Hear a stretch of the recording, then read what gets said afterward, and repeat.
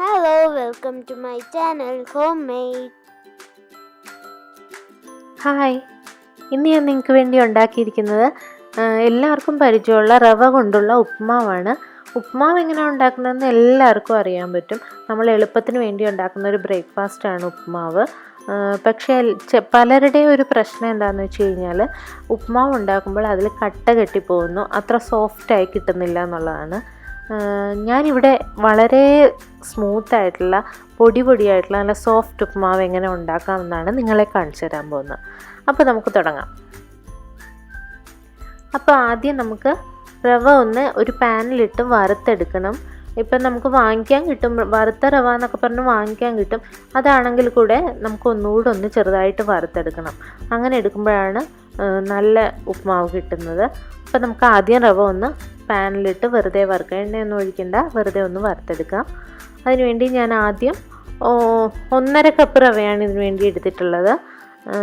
ഞാൻ പറയുന്ന കൃത്യമായ അളവിൽ എല്ലാം ചേർത്ത് കഴിഞ്ഞാൽ നമുക്ക് സോഫ്റ്റായിട്ടുള്ള ഉപ്മാവ് കിട്ടുള്ളൂ.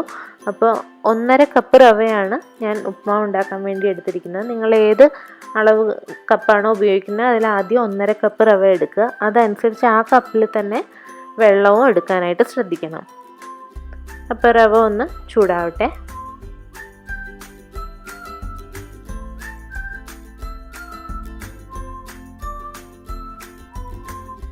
റവ വറുത്ത് കഴിയുമ്പോഴേക്കും അതൊരു പാത്രത്തിലേക്ക് പകർത്തി മാറ്റി വയ്ക്കുക.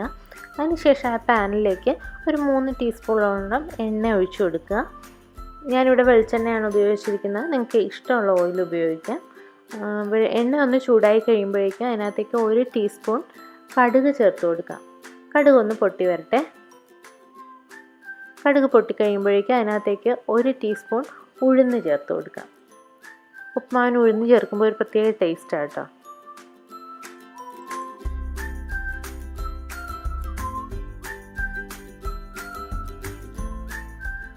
ഇനി നമുക്ക് ഇതിനകത്തേക്ക് ഒരു 4 പച്ചമുളക്, ഒരു ചെറിയ കഷ്ണം ഇഞ്ചി എന്നിവ ചെറുതായിട്ട് അരിഞ്ഞിട്ട് നമുക്ക് ഇതിനകത്തേക്ക് ചേർത്ത് കൊടുക്കാം.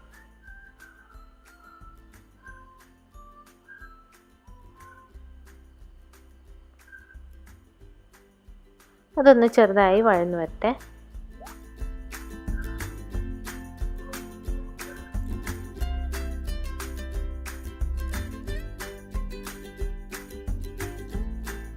ഇനി ഒരു സവോള ചെറുതായി കൊത്തി എരിഞ്ഞത് ഇതിനകത്തേക്ക് ചേർത്ത് കൊടുക്കാം. അതൊന്ന് ചെറുതായിട്ട് വഴറ്റിയെടുക്കുക.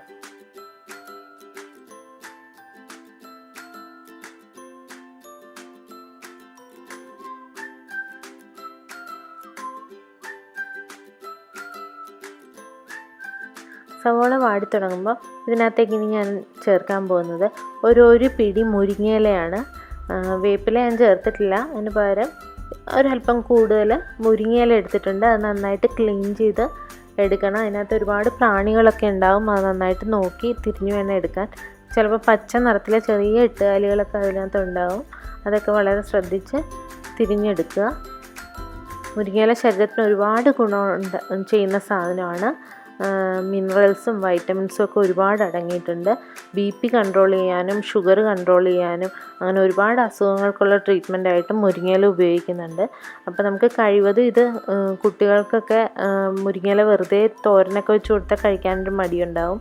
ഉപ്മാവിലാകുമ്പോൾ അത് അധികം അറിയില്ല, നമുക്ക് എങ്ങനെയെങ്കിലും അവരെ കഴിപ്പിക്കാം. അവർക്കതിൻ്റെ ടേസ്റ്റ് ഇഷ്ടമാവും ഉപ്മാവിനകത്ത് ചേർക്കുമ്പോൾ. അപ്പോൾ മുരിങ്ങയില ഒന്ന് വാടി വരണം. ഒരു 2 മിനിറ്റ് ഇളക്കി കൊടുത്തു കഴിഞ്ഞാലും മുരിങ്ങയില നന്നായിട്ട് വാടും. ഈ സമയത്ത് നമുക്ക് വെള്ളം ചേർത്ത് കൊടുക്കാം.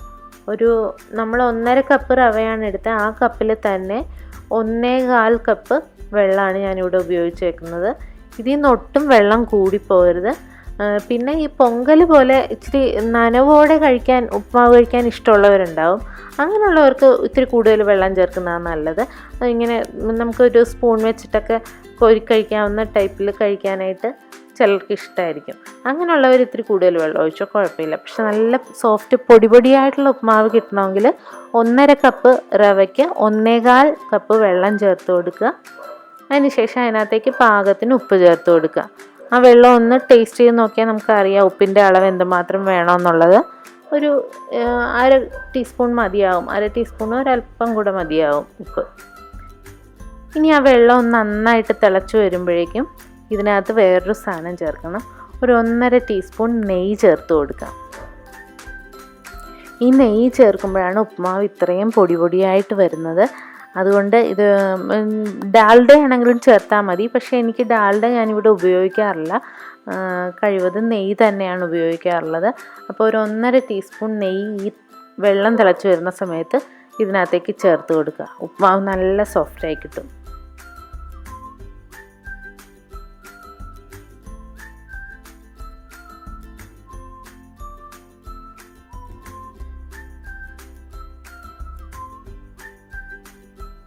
വെള്ളം നന്നായിട്ട് തിളച്ചിട്ടുണ്ട്.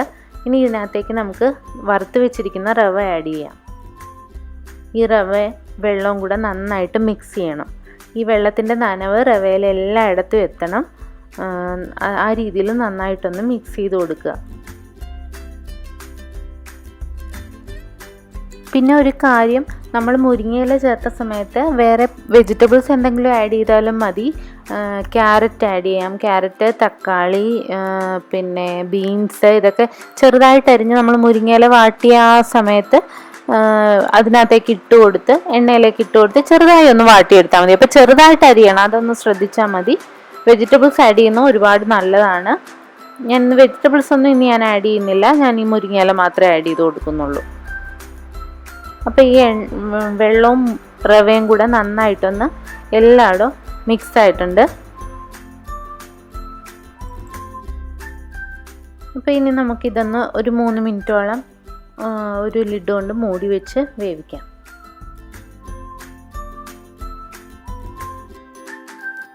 മൂന്ന് മിനിറ്റ് കഴിഞ്ഞ് തുറന്ന് നോക്കിയാൽ നമ്മുടെ റവ നന്നായിട്ട് വെന്തിട്ടുണ്ടാവും. റവ അല്പം വെളുത്തിരുന്ന റവ അല്പം ട്രാൻസ്പെറൻ്റായി വരുമ്പോൾ നമുക്ക് മനസ്സിലാവും റവ വെന്തിട്ടുണ്ടെന്നുള്ളത്. അപ്പോൾ റവ വെന്ത് കഴിയുമ്പോഴേക്കും നേരത്തെ അധികം കട്ടകളൊന്നും ഇതിനകത്ത് വരില്ല. ചെറിയ കട്ടകളുള്ളത് നമുക്കൊരു ചട്ടുകം വെച്ചിട്ട് ചെറുതായിട്ട് കുത്തി പൊടിച്ചു കൊടുക്കാം. നമ്മൾ നെയ്യും എല്ലാം പാകത്തിന് വെള്ളമൊക്കെ ആയതുകൊണ്ട് അധികം കട്ട വരില്ല. നന്നായിട്ടൊന്ന് ഇളക്കി കൊടുത്താൽ തന്നെ കട്ടകളൊക്കെ പോവും. നല്ല സോഫ്റ്റ് ആയതുകൊണ്ട് ജസ്റ്റ് ഒന്ന് പതുക്കെ ഇളക്കുമ്പോൾ തന്നെ കട്ടകളെല്ലാം പൊടിഞ്ഞു കിട്ടും. അങ്ങനെ ഒന്ന് ഇളക്കി കൊടുക്കുക. നമ്മുടെ ഉപ്മാവ് വെന്ത് നല്ല പൊടിയായി കിട്ടിയിട്ടുണ്ട്. ചീനച്ചട്ടിയിലൊക്കെ ആകുമ്പോൾ ചെറുതായിട്ടൊന്ന് അടിയിലൊക്കെ പിടിക്കും, റവ ഇങ്ങനെ പിടിച്ചിരിക്കും. അത് കുഴപ്പമില്ല, ഒത്തിരി കുത്തി ചുരണ്ടാതിരുന്നാൽ മതി.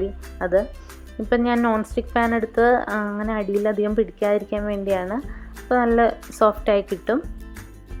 ഇതിനകത്തേക്ക് നമുക്ക് ഒരു കപ്പ് തേങ്ങ ചിരവിയത് ചേർത്ത് കൊടുക്കാം.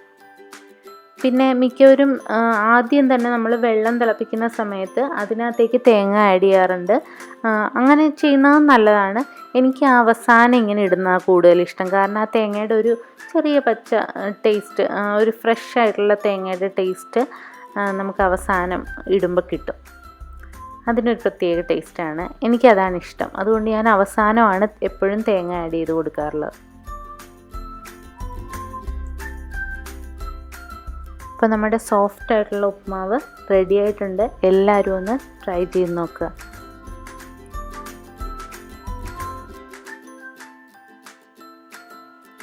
അപ്പോൾ ഇന്ന് തന്നെ എല്ലാവരും ഉണ്ടാക്കി നോക്കിയിട്ട് എന്നെ അഭിപ്രായം അറിയിക്കാൻ മറക്കരുത്. Thank you.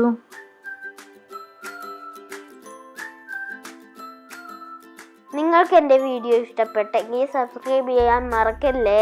എൻ്റെ പുതിയ വീഡിയോസിൻ്റെ നോട്ടിഫിക്കേഷനു വേണ്ടി ബെൽ ബട്ടൺ ക്ലിക്ക് ചെയ്യണേ.